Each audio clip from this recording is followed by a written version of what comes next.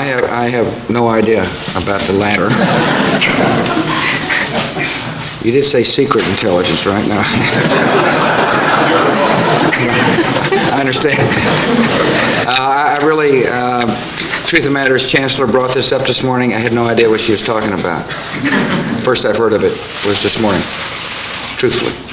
Secondly, the first part of your question was Iran. Iran, same. Okay, good. Sometimes when you mix them up, it throws us off balance, you know. I'm not going to prejudge what the United Nations Security Council should do. But I recognize that it's logical that a country which has rejected diplomatic entreaties be sent to the United Nations Security Council. I want to put it in this perspective. The UN Security Council is part of a diplomatic process started by Germany, France, and Great Britain, representing the interests of a lot of countries like ourselves, which made it abundantly clear to the Iranians that the development of the know-how and/or a nuclear weapon was unacceptable. And the reason it's unacceptable is because Iran, armed with a nuclear weapon, poses a grave threat to the security of the world. And countries such as ours have an obligation to step up, working together, sending a common message to the Iranians that it's their behavior, kind of trying to clandestinely develop a nuclear weapon, or using the guise of a civilian nuclear weapon program to get the know-how to develop a nuclear weapon, is unacceptable. And Germany's played an incredibly constructive role in this dialogue, and I want to thank the Chancellor for continuing that dialogue. As I say, we're working very carefully together in consultation about how to proceed next.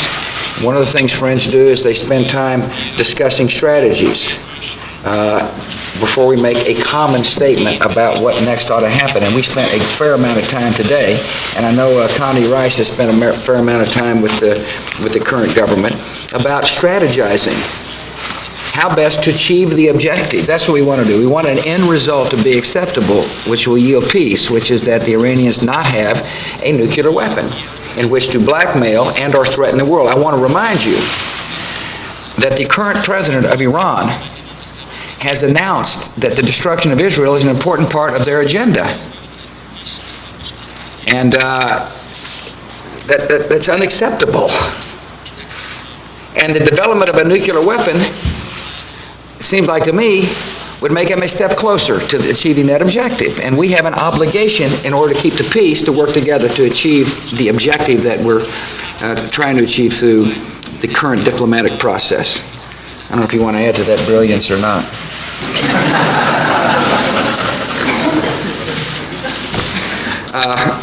Steve. Thank you, sir. If I could just follow up on that. China's UN ambassador says referring Iran to the Security Council might complicate the issue. How hard is it going to be to get it? Say that again, Steve. I'm getting a little trouble hearing. The Chinese ambassador said what? It might complicate the issue if you refer Iran to the... Might complicate the issue. Yes, sir. Okay. How hard is it going to be to... What's your timetable should the sanctions include the threat of military force? Yeah. First of all, I want to repeat what I said before. We should not prejudge the strategy in the Security Council until they get to the Security Council. What we're doing now is beginning to lay out the strategy of what happens in the Security Council. That's what friends do. We consult, we talk, we strategize as to how to achieve an important objective, which is not allowing for Iran not to have a nuclear weapon. And you're going to see a lot of public discussion about this matter. And the Chinese, have got an opinion. The Russians have an opinion. We have opinions. Everybody has opinions. Our job is to form a common consensus. And so this is what's called diplomacy. I know you know that, Steve. I don't mean to insult you, but diplomacy is out talking to friends, allies, and others about a common objective. this meeting has got a lot of diplomacy in it today, because this is a subject on which we spend a lot of time. I'm very interested in the Chancellor's opinion on the subject. We did talk about the Chinese statement. Our job is to make it clear to all parties that it is in the world's interest that Iran not have a nuclear weapon. In other words, share the same goal. Once that goal is established, it makes it easier to come up with the strategy to achieve the goal. And so, of course, we'll reach out to the Chinese and remind them once again that it's not in their interest or the world's interest for the Iranians to develop the capacity to and/or a nuclear weapon, to build a weapon and/or to possess a weapon. And I gave you one reason why. Another reason why is it's very important for non-transparent societies not to have the capacity to blackmail free societies. We're thinking about how to lay the foundation for peace. We must be proactive. And that's what you're seeing. You're seeing the evolution of a proactive diplomatic policy.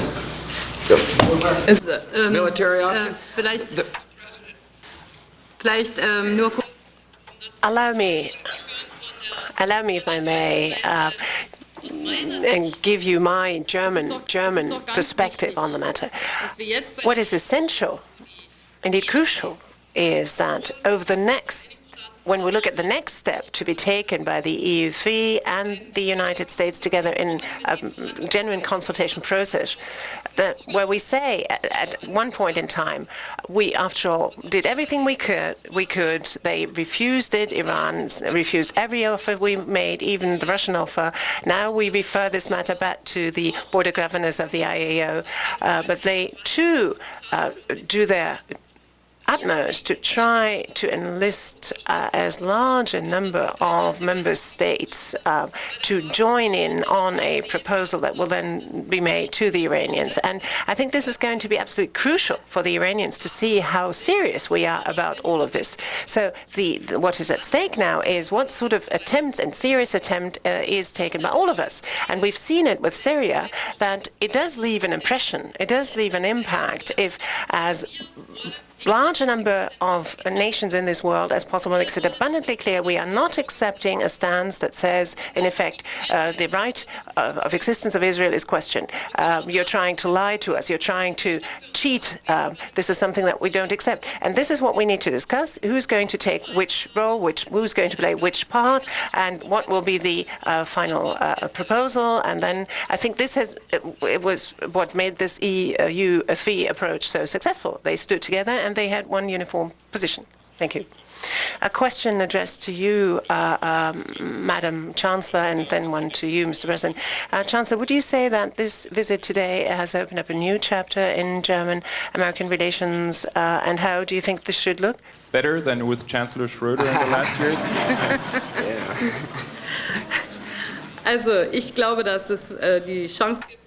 Well, for my part, I can say that there is every opportunity for us to further enhance our relations, and such an enhancement of relations is founded on a shared experience. No doubt about this. Afghanistan was mentioned here. The Balkans were mentioned. And here, too, we're also able to tell you that, after all, we have been successful in WTO negotiations. So what is important to me, I think, is to have as many international contacts as possible, because I think, to a very large part, misunderstandings occur when you don't meet often enough, when you don't talk to each other often enough. The President just has pointed out how much intellectual effort has to go further into trying to come up with a convincing strategy as how to deal with Iran. And we can't resort to some kind of ivory tower and think for ourselves. We have to do it in exchange with others. Secondly, and I do see a chance here, a climate of openness has to exist, an area where one says quite clearly and candidly to one another, well, there we agree, there we disagree, but that also has to be a climate of absolute trust, of reliability, where one stands by what one has agreed upon. Thirdly, in spite of the great threat of terrorism that is the great threat to us in the 21st century, we need to point out that U.S.-German relations cannot only rest on fighting terrorism, but we have common interests. We have, for example, competitors such as China and other countries who don't abide by any rule, and we would like to see the rules kept. developed, and now we need to find a common basis, a common approach, even though we sometimes may be ourselves competitors in certain business fields, for example, where we vie for orders. So I see opportunities, and I think that we need to be aware of the fact that after the end of the Cold War, many of the contacts that existed in the past, and also because of our cooperation as allies, that these cannot be taken for granted these days anymore. So it's going to be essential for us not to only talk at governmental level. It's a good experience, obviously, but that also our societies have to be engaged, that they have to understand that we need their contribution too to have good relations. And I think I made a little start in the right direction, so in about 6 months you may ask me again whether I've been able to add a few more chapters to it. Thing in common, we both didn't exactly landslide our way into office.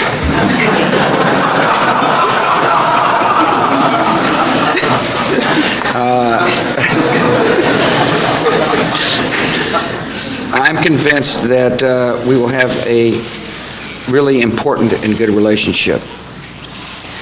First, I do want to send my best regards to Gerhard Schroeder. We spent a lot of time together, and we talked about important issues. And listen, there was room for agreement and room for disagreement. I do hope he's doing well. Our job now is to work together. We've got big interests. Germany is a really important country. It's right in the heart of Europe. It's vital that Germany take the lead on a lot of issues, and I look forward to working with the Chancellor on common objectives. And you know, my first impressions with 45 minutes alone in the Oval Office were incredibly positive. She's smart. She's plenty capable. She's got kind of a spirit to her that is appealing. She loves freedom.